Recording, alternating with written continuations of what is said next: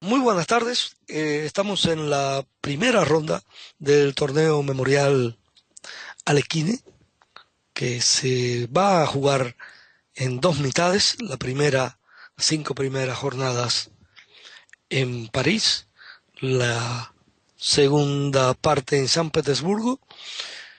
Es un cerrado entre 10 jugadores, 9 rondas, participan 4 candidatos al título mundial: Kramnik, Aronian, Gelfand y Schindler, y el campeón del mundo, ellos 5, además de 2 jugadores franceses de más de 2.700 elos, y el joven chino Ding Liren, de 20 años, que precisamente ha sido hoy el protagonista de la partida más interesante de esta jornada, que va a ser la primera que vamos a resumir. También voy a resumir otras 2 partidas. Bien, el joven chino jugó sin miedo contra Aronian, que es un gran experto en este tipo de variantes, y es una eslava, bueno, muy teórica. Realmente se ha visto en muchas partidas. Ambos rivales enrocan corto. Las negras buscan el cambio del alfil malo, que es su alfil de casillas blancas. Normalmente este alfil se cambia y las negras, bueno, juegan dama c7, torre fb8 y obtienen, bueno, un juego razonable. Aronian opta aquí por jugar alfil c4 en vista de la demora del chino, que ha hecho caballo e1 en lugar de alfil por a6, y trata de sacar provecho de esta jugada de caballo e1 para poner su alfil fuerte aquí en c4 y después apoyarlo, de ser posible, con el peón a b5, y sigue alfil por alfil, comer del peón a y obtener un juego fantástico en el flanco dama. El chino, sin embargo, no se amilana por esto y cambia ahora, precisamente primero, antes que las negras hagan b5, para que las negras tengan que verse obligadas a capturar del peón d. Y ahora el centro pues queda un poco más en manos de las blancas, que tienen movilidad. El peón va a ir a e4 y con ello se abren 2 posibles variantes: de romper en d5 o de avanzar a e5 para jugar la casilla e4. De esta manera, primero las blancas tocan aquí este peón, buscando que las negras pierdan su contrajuego en el flanco dama. Bien, defienden aquí el alfil de b2. Las negras se ven obligadas a hacer b5 para defender este peón. Con ello pierden, repito, esas posibilidades de jugar a por b, b por c, abrir líneas. Ahora se bloquea el flanco dama, se cierra, y esto pues es favorable para las blancas, que son quienes tienen la movilidad central. ¿Bien? Bueno, las negras hacen esta maniobra que va a llevar el caballo a a6 para desde a6 tocar el peón. Pero el chino inteligentemente pone su caballo en c2, desde donde defiende tanto b4 como d4. Bien, en esta circunstancia ya se queda libre para traer su torre al centro, a d1, que es donde va a hacer daño, y también aprovecha, observen esto, para reciclar el alfil que está en b2 y lo trae a una mejor diagonal en el centro. Las negras no tienen cómo reforzar su presión sobre este peón, que está bien defendido, no hay como traer otra pieza aquí, y por tanto son las blancas quienes tienen las riendas de la partida. Las blancas están aquí pues mejor, indudablemente, y es cuestión de que logren encontrar la vía para poder buscar cómo penetrar en la posición de las negras. Es realmente admirable cómo el chino Liren va procediendo lentamente, bien, con suma calma, sabiendo que tiene todas los ases de su parte, y ahora dándose cuenta de que la ruptura en D5, las negras la han protegido perfectamente. Bien, observen que si el peón avanzara a D5, las negras siempre tienen el alfil por caballo, alfil por caballo aquí en C3, bien, la flecha no estuvo bien dirigida, y después de dama por alfil podrían capturar el por D5, y con las dos torres dobladas aquí no habría ningún problema. Bien, por ello, entonces el chino se da cuenta y lo que hace es llevar el caballo a D6, cede, se arriesga porque cede la casilla de 5, pero obtiene más espacio y con este caballo en D6, él sabe que las negras van a estar asfixiadas y tarde o temprano se van a ver obligadas a cambiar alguna pieza aquí por este caballo. Bien, a partir de este momento nace la amenaza, una amenaza muy fuerte, que es la amenaza de jugar caballo G4, caballo H6 jaque y ganar este peón.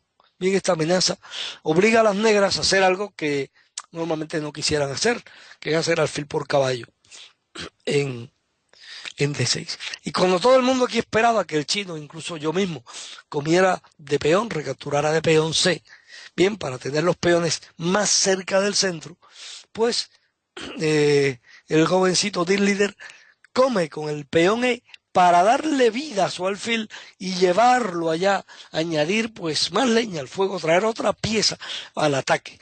En este momento, Aronian rápidamente trata de simplificar, bien, aprovechando que esta torre ha quedado aquí pues encerrada. La blanca juegan caballo de 5, tal parece que es una jugada única, bien, para poder recuperar la calidad. Caballo B6, pero resulta que cuando las negras juegan caballo por torre, tranquilamente el chino, pues recupera, come torre por caballo y no se apura por ganar aquella calidad. Bien, cierto es que la torre no puede moverse, defenderse, porque hay una amenaza mortal sobre la otra torre en D8.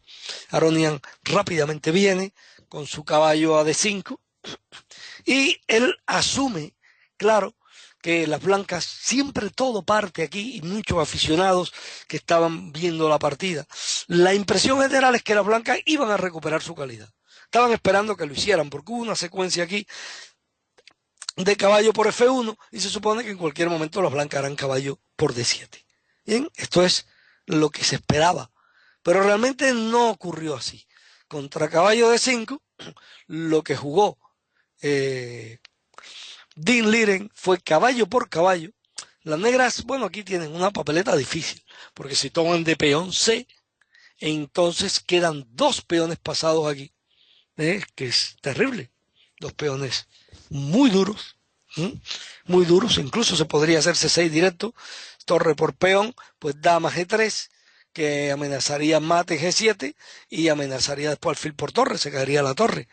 Después de caer por D5, las negras comieron de peón y aquí Dean Liren lanzó la jugada demoledora, la jugada decisiva, brillantísima, alfil por G7, un sacrificio muy elegante que le puso el broche de oro a esta partida. Las negras tienen que aceptar la oferta, se repiten jugadas aquí para poder llegar a la 40 y a continuación, cuando se alcanza esta misma posición, las blancas juegan torre E1 y las blancas amenazan ya ganar la partida con torre E1, torre G5 y mate.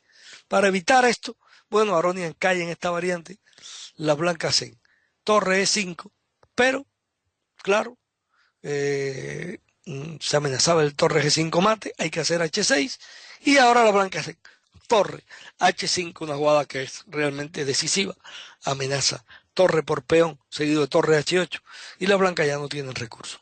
Jugó Aronian dama por A6, con la esperanza de poder sacrificar la dama. Bien, si torre por H6, pues dar un jaque aquí en C1 y después sacrificar. Pero el chino capturó con la dama, impide que Aronian sacrifique nada a cambio para evitar el mate, se amenaza mate aquí en H8, y bueno, aquí la partida ya terminó porque las blancas juegan dama por F6 y después de dama por F6 la amenaza es inevitable para que la torre termine dando mate en H8.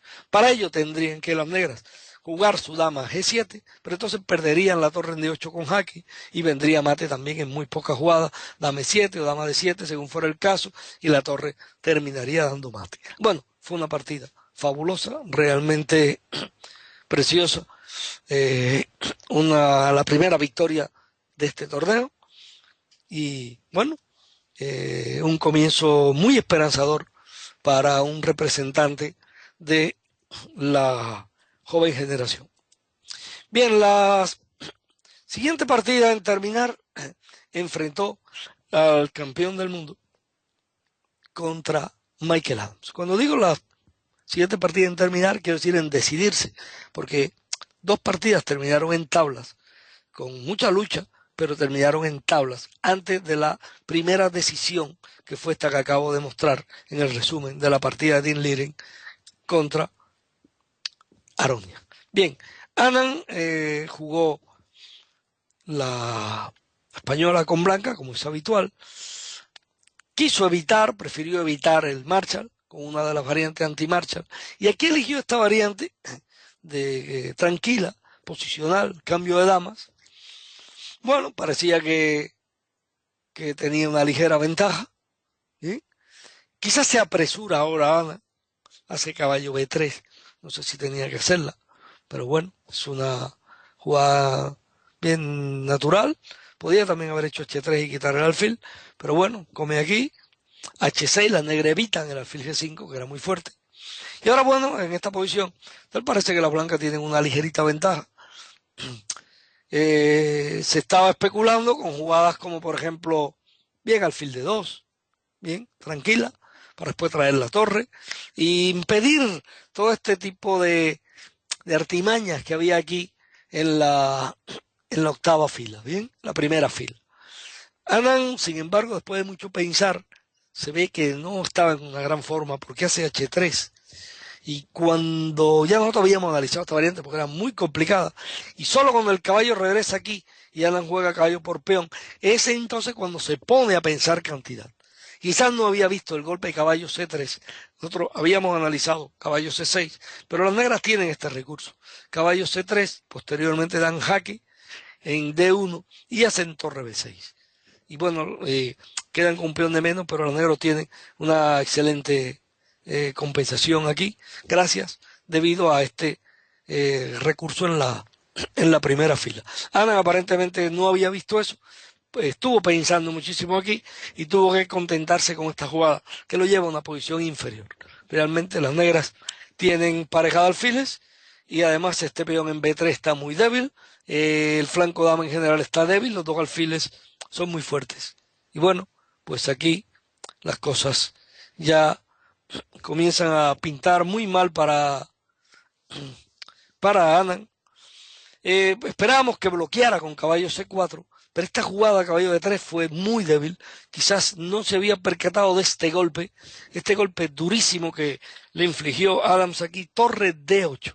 Una jugada terrible, porque resulta que si las blancas capturan este peón, van a perder la pieza por torre C1, torre C8, el caballo no puede retroceder, está la torre en el aire. Cuando el caballo se quita de D3, pues simplemente le cambian y le dan jaque, pierde el caballo.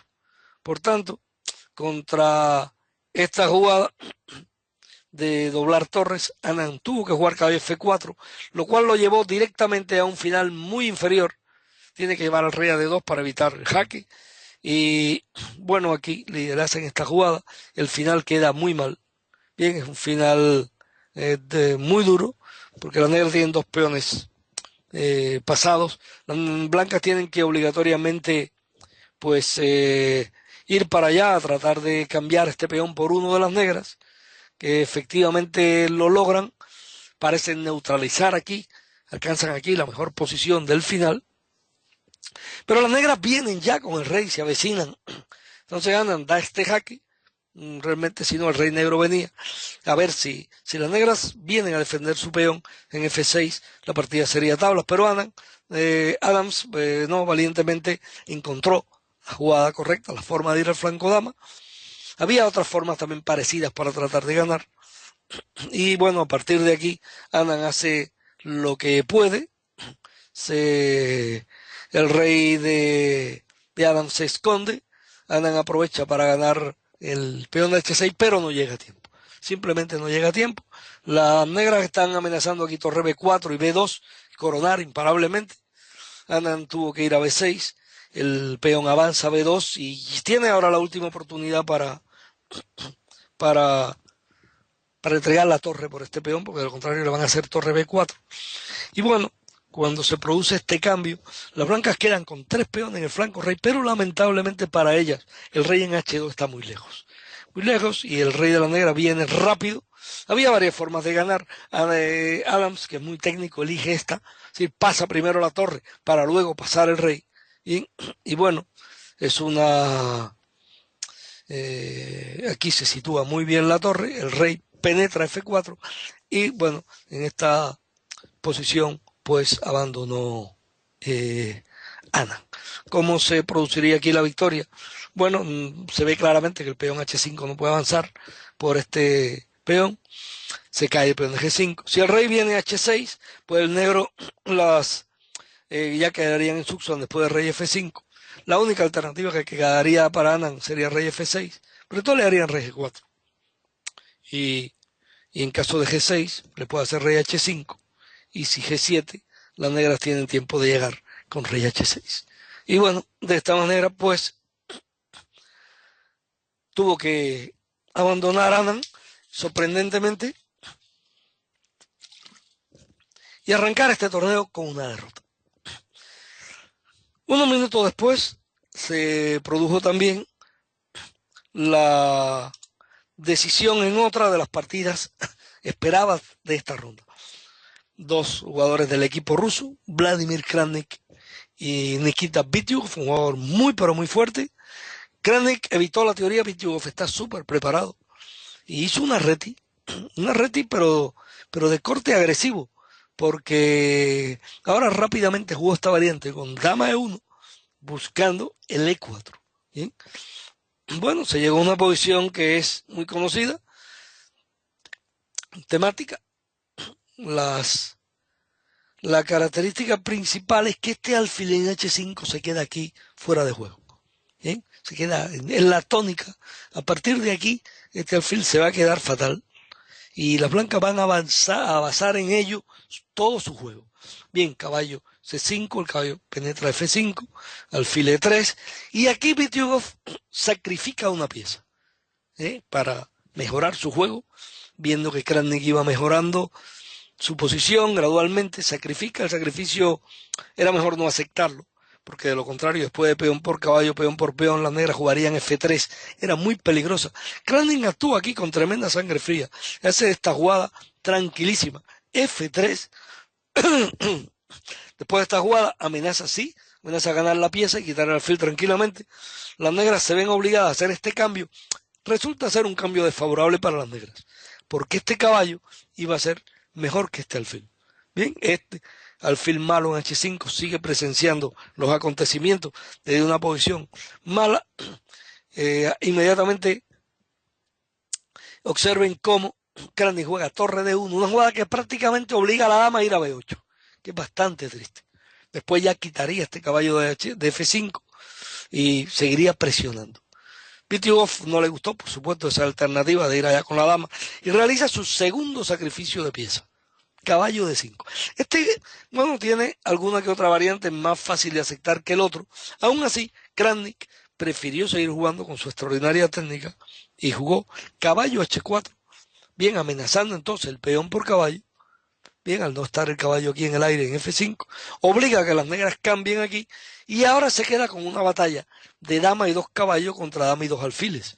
Bien, una batalla en la que empieza a presionar en el flanco dama y trata ahora de doblar torres para entrar aquí en la casilla D7. Las negras siguen jugando lo mejor que tienen, cambian